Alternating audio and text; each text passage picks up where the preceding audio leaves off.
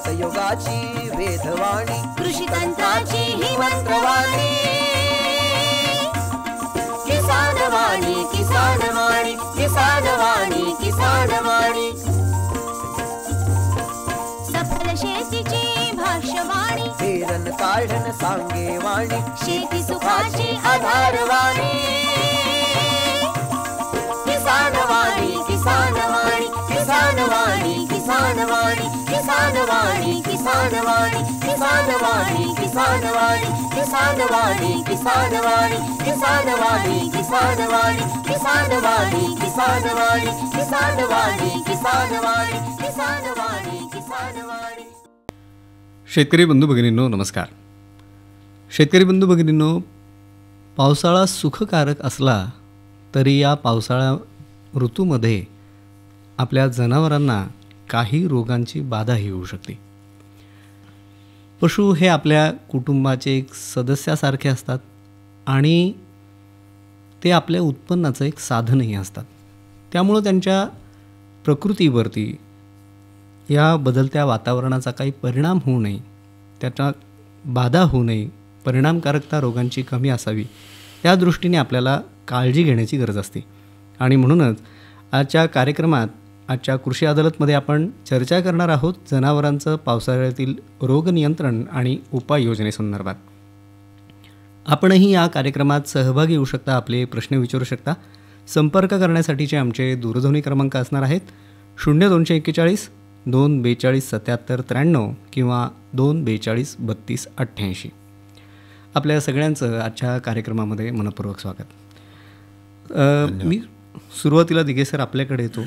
आता पावसाळा म्हणलं की पावसाळ्याच्या दृष्टीने जनावरांच्या आरोग्याच्या दृष्टीने म्हणजे कोणत्या कोणत्या रोगांची बाधा या ऋतूमध्ये जनावरांना साधारण होती, तर या दरम्यान आपण काय सांगाल?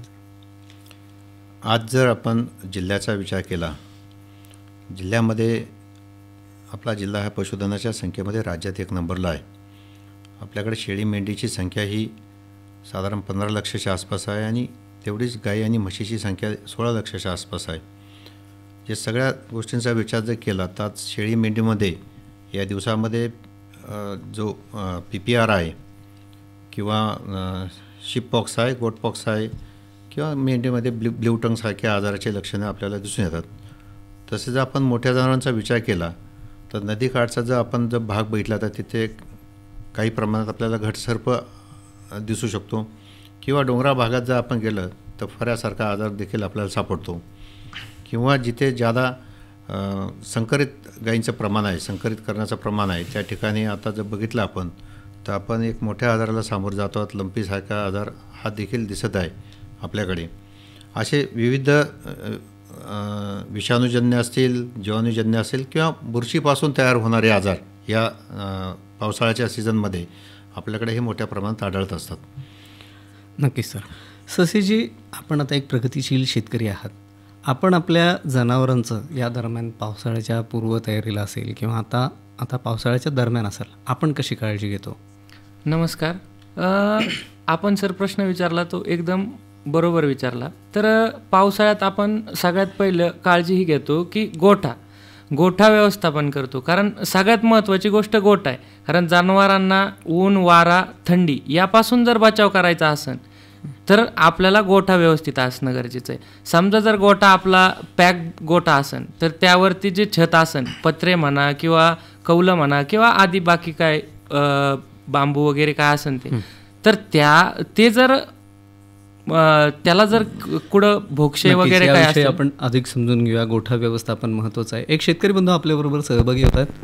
नमस्कार. कार्यक्रम कृषी अदालत. नमस्कार साहेब. नमस्कार. मी सुरेश ओळ, मुक्काम पोस्ट गोवा, तालुका रावरी, जिल्हा अहमदनगर. होळजी, स्वागत आहे साहेब. आता तुम्ही गायाचं सांगता ना, तर हे आम्ही लस दिलेली पण काही गायांना जरा तफावत होती, तर काही सांगा बा मार्ग आम्हाला साहेब. दिघे सर सांगताय.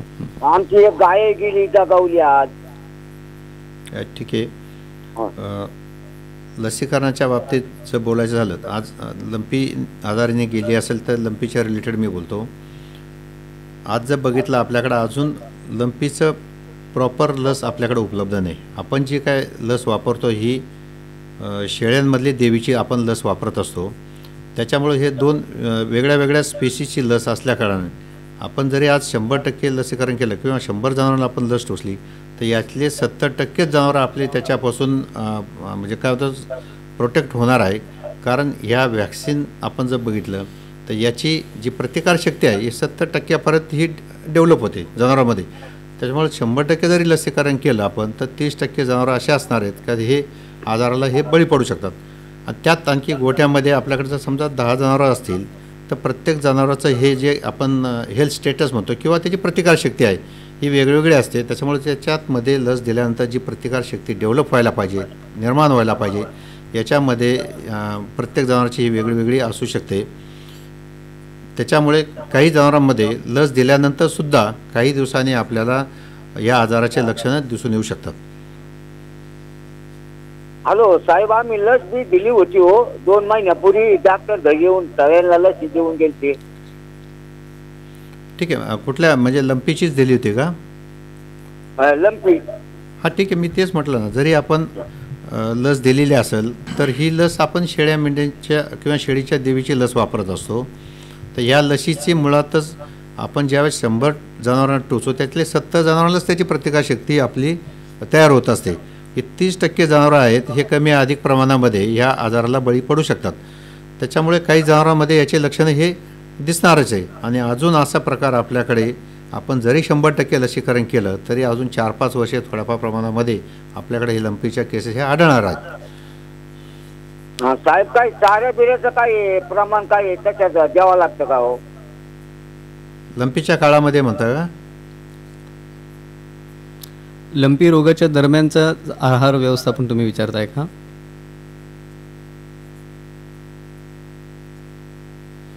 एक संपर्क तुटलेला आहे त्यांचं. तरी पण असं म्हणणं असेल की लंपीच्या दरम्यान काही जनावरांच्या आहाराच्या दरम्यान काही काळजी घेण्याची, विशेष काळजी घेण्याची काय आवश्यकता आहे का? नक्कीच आहे. आपण जर लंपीचे आज लक्षणं जर बघितले साधारण 2 प्रकारचे दिसतात. काही जनावरांच्या अंगावर फक्त गाठी तुम्हाला दिसतील, काही जनावरांचे तुम्हाला पाय सुजलेले दिसतील. म्हणजे असे जे प्रकार ज्यावेळेस पाय वगैरे सुजलेले असतात त्यावेळेस जनावराला वाकून चारा खाणं शक्य होत नाही. अशा वेळेस आपण त्याला गव्हाणीतच चारा टाकला पाहिजे किंवा शक्य असेल तर त्याच्या तोंडामध्ये आपण चारा हा दिला पाहिजे. या काळामध्ये सहजासहजी पचणारा चारा, प्रथिनयुक्त चारा अशा प्रकारचा दिला पाहिजे का जेणेकरून त्याच्यामध्ये प्रतिकारशक्ती त्याची डेव्हलप होईल आणि हा आजार आहे लवकर त्याच्यातून ते जनावर त्याच्यातून बाहेर येईल. नक्कीच. आणखीन एक शेतकरी बंधू आपल्याबरोबर सहभागी होत आहेत. नमस्कार. कार्यक्रम कृषी अदालत. हॅलो, कृषी अदालत कार्यक्रम. हां नमस्कार. कोण बोलताय आपण? बालाजी जोनकले, नायगाव तालुका आणि खंडगाव आणि जिल्हा नांदेड. स्वागत आहे आपलं आजच्या कार्यक्रमात. आपला प्रश्न विचारा. माझा प्रश्न आहे सर, पावसाळ्यामध्ये कसं आहे बघा, कुत्रे जे असतात ना, जनावर बाहेर बांधायची, कुत्र्यांची संख्या जास्त होऊन गेली आहे. त्यासाठी म्हशीला आमच्या कुत्रा चावला होता सर. बर. तर म्हशीला लंपी लस दिलेली आहे, काही धोका होऊ नये म्हणून. काय सांगा? शंकाचं निरीक्षण करायचं आहे सर आम्हाला. भीती होऊन गेलेली आहे सर. बरं, निमसे सर आपल्या प्रश्नाचं उत्तर देत आहेत. हो सर. साधारणपणे कुठल्याही जनावराला कुत्रा चावल्यानंतर जे काही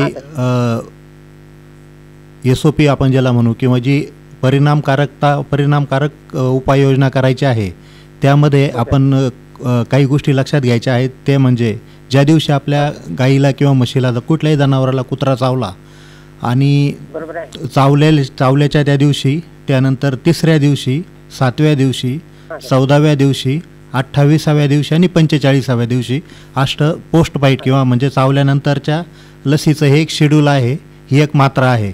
परंतु आम्ही त्यातले त्यात सांगण्याचा असा प्रयत्न करतो की आपल्या जनावराला चावलेला कुत्रा हा पिसाळलेलाच आहे की नाही, तो रेबीज बाधित आहे की नाही याविषयी आपण साशंक असतो. तो जर आपला चावलेला कुत्रा हा आपल्या नेहमीचा पाहण्यातला असेल आणि तो आपल्या गाईला चावल्यानंतर पुढच्या 8 दिवसात जर मृत पावला नाही तर मग आपण 8 दिवसाच्या नंतरची म्हणजे 0, 3 आणि 7व्या दिवसाची लस द्यायची आहे. त्यानंतर पुढची लस देण्याची आवश्यकता नाही. जर तो कुत्रा रेबीज बाधित असेल तर पुढच्या 8 ते 10 दिवसामध्ये तो कुत्रा मरण पावेल. तो वेगळा जरी कारणाने मरण पावला, रेबीजनेस नसेल, तरी पण आपण पुढची काळजी म्हणून किंवा आपल्या जनावरांचं रेबीजपासून संरक्षण करण्याच्या उद्देशाने 28व्या दिवसाची आणि 45व्या दिवसाची पण लस देऊन घ्यायची आहे. परंतु जर तो कुत्रा निरोगी आहे आणि तो आपल्या जनावराला चावल्यानंतर 8 दिवसानंतर जिवंत आहे, तर तो रेबीज बाधित नाही, तो निरोगी आहे असं समजून आपण पुढच्या लसी नाही दिल्या तरी चालतील. म्हणजे कुत्रा चांगला आहे सर? हो, नाही मग तरी पण 7व्या दिवसापर्यंत तो रेबीज असेल असं गृहीत धरून 0, 3 आणि 7 म्हणजे चावला तो दिवस, त्याच्यानंतर 3रा दिवस, 7वा दिवस ह्या लसी तर द्यायच्याच आहेत. 7व्या दिवसानंतर जर तो कुत्रा जिवंत आहे तर मग पुढच्या लसी देण्याची आवश्यकता नाही. आणि तुम्ही गाव पण आहे सर, 2-3 महिने झाले सर गावात जाऊन, पुढे काही परिणाम तुझ्या गर्भावर होता? नाही, काहीच नाही होणार. तुम्ही एवढं जरी काळजी घेतली तरी पुरेशी आहे. बरोबर, ठीक आहे सर. अतिशय सुंदर असं धन्यवाद. कार्यक्रमात सहभागी झालात, धन्यवाद.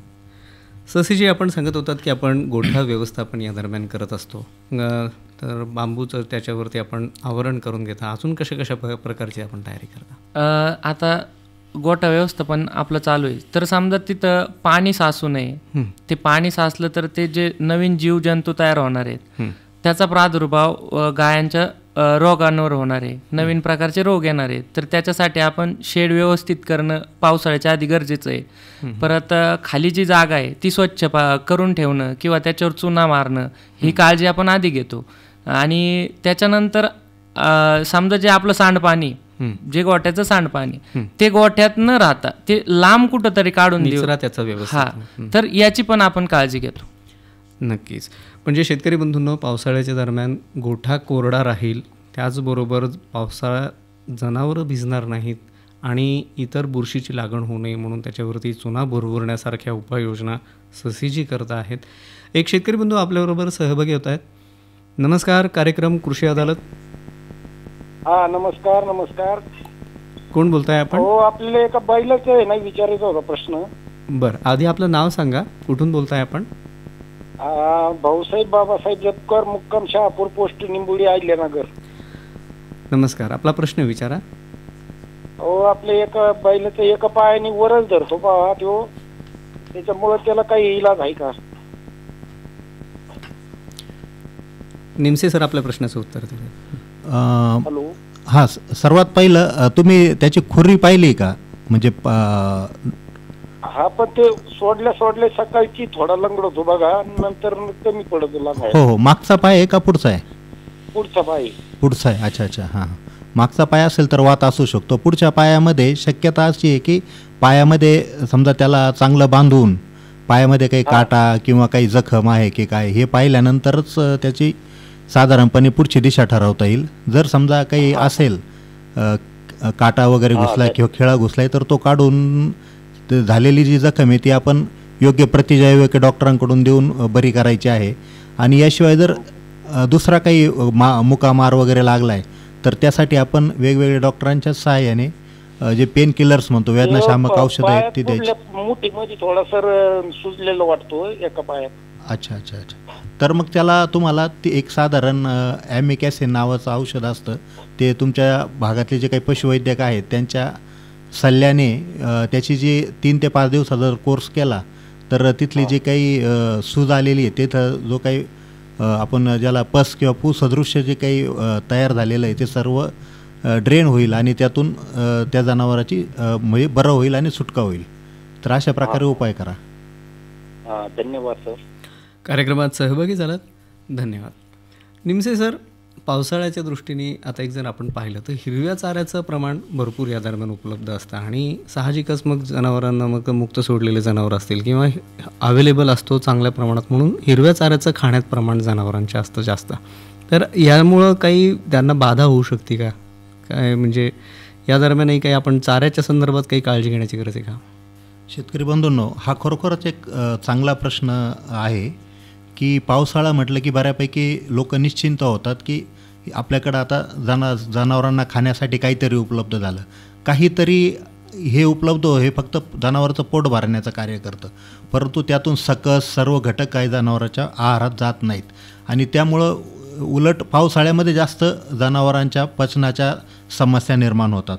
यामध्ये सर्वात महत्त्वाचं म्हणजे की नवीन पाऊस पडल्यामुळं जे काही कोवळं गवत निर्माण होतं, अशा प्रकारचं गवत आहारामध्ये येऊन बुळकांडीचं प्रमाण किंवा हगवणीचं प्रमाण वाढतं.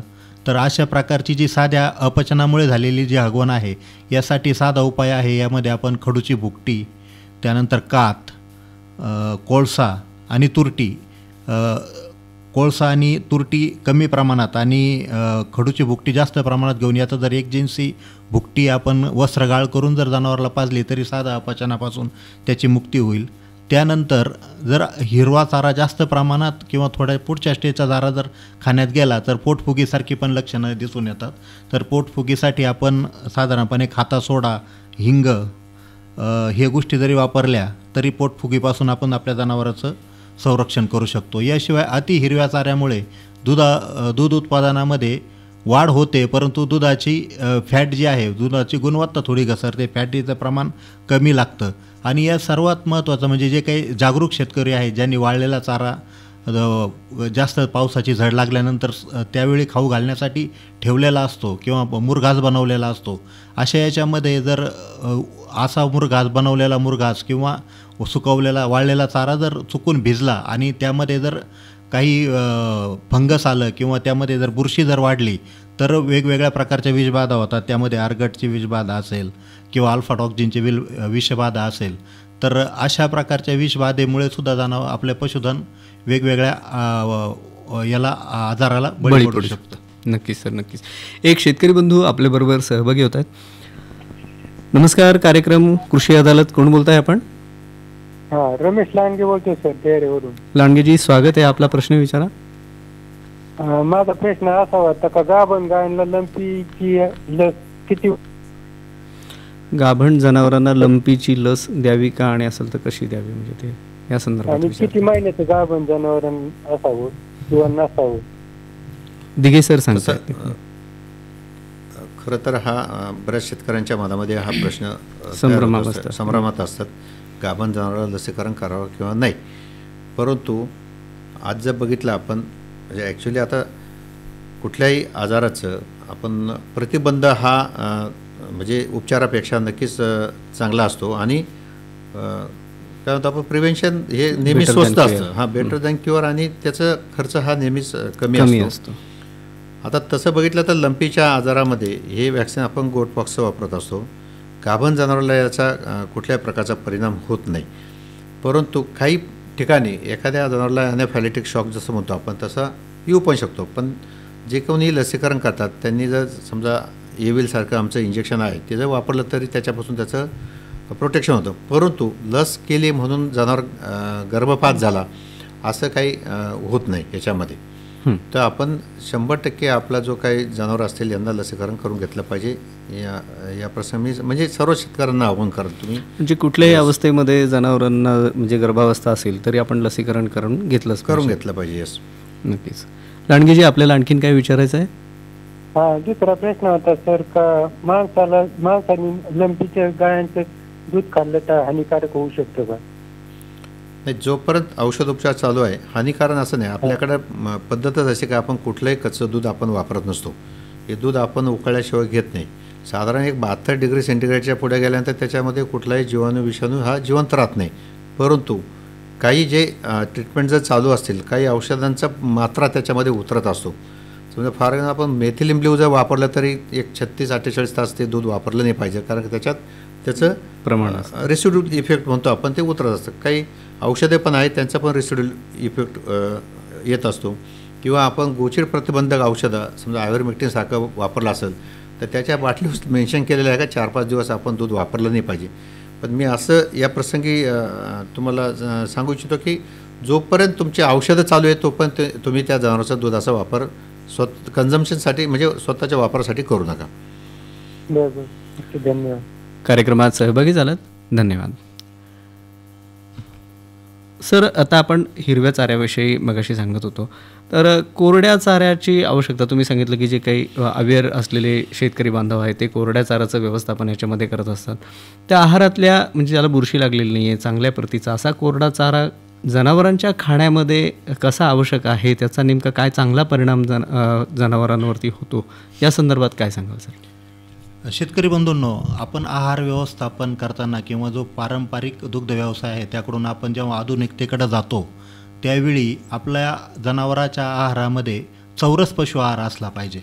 चौरस पशु आहारामध्ये आपण हिरवा चारा, वाळलेला चारा, पशुखाद्य आणि खनिज क्षार मिश्रण हे चारही घटक योग्य प्रमाणामध्ये असले पाहिजे.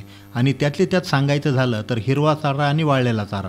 आता हिरवा चाऱ्यामध्ये आणि वाळलेल्या चाऱ्यामध्ये दोन प्रकारचे चारे आहेत. एक म्हणजे एकदलपत्र आणि द्विदलपत्र. एकदलपत्रामध्ये मका असेल, त्यानंतर ज्वारी म्हणजे कडवळ असेल याचा समावेश होतो. त्यानंतर ऊस आहे, त्यानंतर जे हायब्रिड नेपियर आपण म्हणतो गिन्नी गवत त्याचा समावेश होतो. आणि द्विदल पात्रामध्ये लसूण घास असेल, चवळी असेल, दशरथ ग्रास असेल किंवा बरसीम असेल, या साधारणपणे या पिकांचा समावेश होतो. तर याचंसुद्धा आपल्याकडं योग्य प्रमाणामध्ये मिश्रण असावं, जेणेकरून जेव्हा तुमच्याकडं वाळलेल्या चारामध्ये गव्हाचा काढ असेल किंवा ज्वारीचा कडबा असेल तर त्यावेळी तुमच्याकडं हिरवा चारा हा एकदलपत्र असला पाहिजे, म्हणजे त्यामध्ये लसूण घास असला पाहिजे. जेव्हा तुमच्याकडं बऱ्याच ठिकाणी आपल्याकडं उन्हाळी भुईमूग वगैरे करणारे लोक आहेत तर ह्या लोकांचा भुईमुगाचा पालासुद्धा आपण आहारामध्ये पशु आहारामध्ये येतो. तर मग अशा ठिकाणी जेव्हा द्विदल पात्राचा जेव्हा आपल्याकडं सुकलेला सुका चारा असेल तर त्यावेळी आपण हिरव्या चाऱ्यामध्ये मका किंवा मुरघास, मकेचा मुरघास पर्टिक्युलरली जर आपण वापरला तर याचं खूप चांगलं संमिश्र मिश्रण होईल आणि त्याचे खूप चांगले परिणाम होतील. हे बघा, आपलं जेव्हा भरलेलं ताट असतं आपण एकाच वेळी फक्तच भाजी खाऊ शकत नाही किंवा फक्तच चपाती किंवा भाकरी खाऊ शकत नाही. जर सर्व ताट आपलं योग्य प्रमाणात भरलेलं असेल, त्याच्यामध्ये सुकी भाजी, ओली भाजी असेल, भाकर असेल आणि एखादी चटणी असेल किंवा लोणचं असेल, तर असं जे पूर्ण आहार आपल्याला मिळतो तेव्हा आपलं जे समाधान आहे तेच समाधान आपल्याला चारही प्रकारचे घटक आपल्या जनावराच्या आहारामध्ये देऊन आपल्याला त्याचं पूर्णपणे पोषण करायचं आहे. नक्की सर, जनावरांचं पोषण चांगल्या पद्धतीने होण्यासाठी सरांनी सांगितले असे सगळे घटक आपल्याला त्यांच्या आहारात ठेवायचे आहे. तसे जे आता आपण ज्यावेळेस मुरघास बनवतो त्यावेळेस तुम्ही एक विशेष त्याची काळजी घेण्याची गरज असते. जसं मुरघासाला या दरम्यान काळात बुरशी लागली नाही पाहिजे, त्याला काणवास नाही आला पाहिजे, तो बाधित नाही झाला पाहिजे. तर मुरघास बनवताना मग तुम्ही या दृष्टीने काय काळजी घेता, काय सांगाल शेतकरी बांधवांना तुमचा अनुभव? सर, मुरघास बनवताना जी मकाची स्टेज असते ती सगळ्यात महत्त्वाची असते. जी मका असते 80 ते 85 दिवस, यामध्ये मकाचा जो दाना असतो त्याच्यात मिल्क लाईन दिसत असते. ती मिल्क लाईन आम्ही ज्यावेळेस येते त्यावेळेस मुरघास बनवतो. आणि मुरघास बनवताना आम्ही कुट्टीची साईज आहे ती 5 mm पर्यंत ठेवतो. त्यांनी काय होतं, ते जर आम्ही ओपनला करतो खड्ड्यात तर त्या खड्ड्यात केल्यावर ते प्रेस जास्त होतं आणि प्रेस झाल्यावर हवा बाहेर निघते आणि हवा जर बाहेर निघली तर तिथं बुरशी लागण्याचा प्रकार होत नाही. म्हणजे आमच्या मुरघासात एक सांगायचं म्हणजे की बुरशी हा प्रकार नाहीच. तर त्यासाठी जर बुरशी आली तर आम्ही ते बुरशीचा चारा बाजूला टाकून देतो आणि जरी तसं काय वाटलं तर आम्ही टॉक्झिन बाइंडरचा यूज करतो. नक्कीच. मग टॉक्झिन बाइंडरचा उपयोग कसा करायचा, म्हणजे किती प्रमाणात करायचा, काय? टॉक्झिन बाइंडरचा यूज आम्ही एक 15 ते 20 ग्रॅममध्ये करतो. नक्कीच. दिघे सर, आता पावसाळ्याच्या अनुषंगानं आपण सांगितलं की लसीकरणसुद्धा जनावरांचं काही प्रमाणात करणं, असं लंपीचं तर लसीकरण आपल्या पशु आरोग्य विभागामार्फत सुरूच आहे. इतरही कुठल्या रोगांचं लसीकरण करणं गरजेचं आहे का, काय सांगाल? फक्त लंपीपुरतं मर्यादित न राहता इथं जे साथीचे आजार आहेत जनावरांमध्ये, आता आपण जर बघितलं तर यानंतर आपल्याला आता पावसाळा संपला का थंडीचे दिवस सुरू होणार, याच्यामध्ये सर्वजण ज्ञात ज्यावेळेस साखर कारखाने आपल्याकडे सुरू होतात त्या पिरियडमध्ये साधारणतः आपल्याकडे लाळ खुरकुटचा प्रादुर्भाव होण्याची शक्यता नाकारता येत नाही. असा आजार आपल्याकडे येऊ नये म्हणून आता नजीकच्या काळामध्ये विभागाच्या मार्फत लाळ खुरकूट प्रतिबंधक लसीकरणाची मोहीम हाती घेण्यात येणार आहे. तर ह्या कालावधीमध्ये सर्व शेतकऱ्यांनी आपले 100% जनावर नजीकच्या पशुवैद्यकीय दवाखान्याशी संपर्क साधून लसीकरण करून घेतले पाहिजे. हा एक महत्त्वाचा भाग आहे. लंपीचं देखील वॅक्सिनेशन आपल्याकडं म्हणजे ऑलमोस्ट आपण 96% जनावरांना जिल्ह्यामध्ये लसीकरण करण्यात आलं आहे. तरी पण देखील अजून काही जनावरं जर कोणाचे सुटलेले असतील तर त्यांनी देखील आपल्या नजीकच्या पशुवैद्यकीय दवाखान्याशी संपर्क साधला ते अशा जनावरांनासुद्धा लसीकरण हे आता आपण करू शकतो. नक्कीच सर. निमसे सर, सर्वसाधारणपणे असं दिसतं की या दरम्यान जनावरांमध्ये दगडी कास म्हणजे मस्टायटिस आपण ज्याला म्हणतो की या रोगाची जास्त प्रमाणात लागण दिसून येते. तर याचे काय कारणं आहेत आणि असा रोग बाधित होऊ नये म्हणून मग काय काळजी घेण्याची गरज आहे सर? काय मार्गदर्शन? शेतकरी बंधूंनो, आपल्याकडं मस्टायटिस किंवा दगडी कास, स्तनदाह अशी वेगवेगळ्या नावं असलेला हा एकच आजार खूप गंभीर स्वरूप याने धारण केलेलं आहे. आणि पावसाळ्यामध्ये विशेषतः याचं स्वरूप आणखी जास्त तीव्र होतं, कारण यावेळी जनावरांच्या बसण्याची जागाही जास्त प्रमाणामध्ये खराब झालेली असते. आणि साधारणपणे याचं जर आपल्याला योग्य प्रकारे नियंत्रण करायचं असेल तर आपण एक विशेष काळजी घ्यायची आहे. ते म्हणजे की जनावराची धारा काढल्यानंतर जनावराची धार ज्या मार्गातून बाहेर येते तेथे एक नैसर्गिक झाकण असतं आणि ते झाकण साधारणपणे पुढच्या धार काढून झाल्यानंतर 25 ते 30 मिनिटांमध्ये बंद होतं. आणि जर समजा एकदा की ते झाकण बंद झालं तर तिथून कुठल्याही प्रकारचा जीवजंतू शिरकाव करू शकत नाही. जर आपण आपल्या जनावराची धार काढल्यानंतर पुढचे 25 ते 30 मिनिट जनावर बसू दिलं नाही तर आपल्या गोठ्यामध्ये मस्टायटिस होण्याची शक्यता ही 99% कमी होते.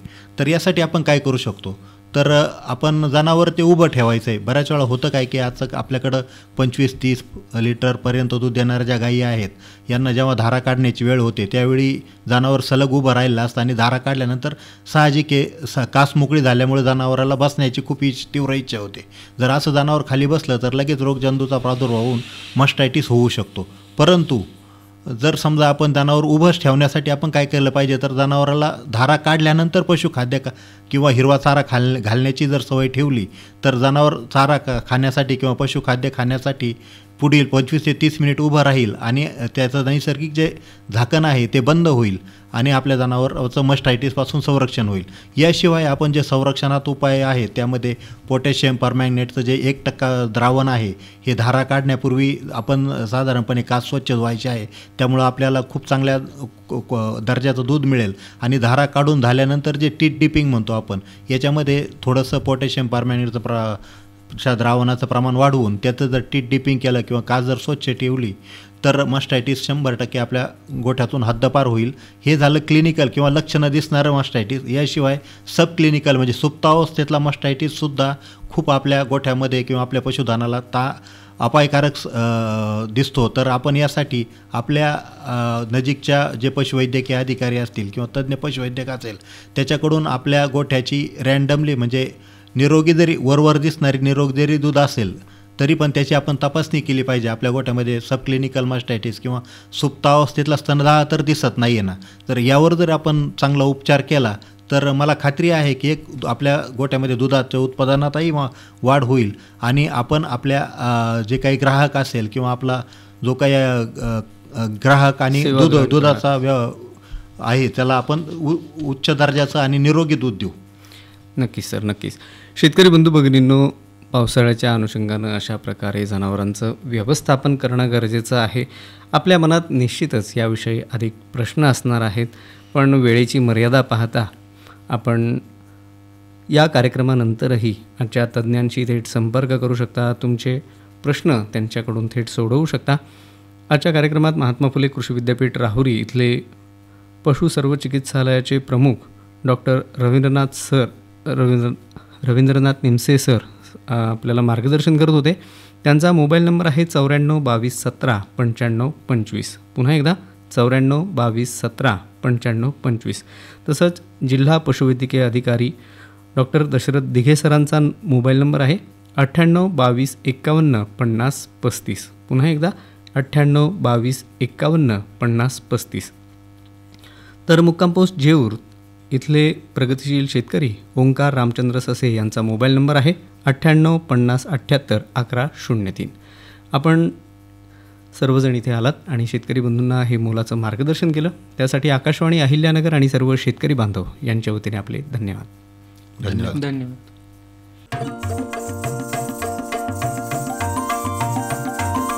किसानवाणी किसानवाणी किसानवाणी किसानवाणी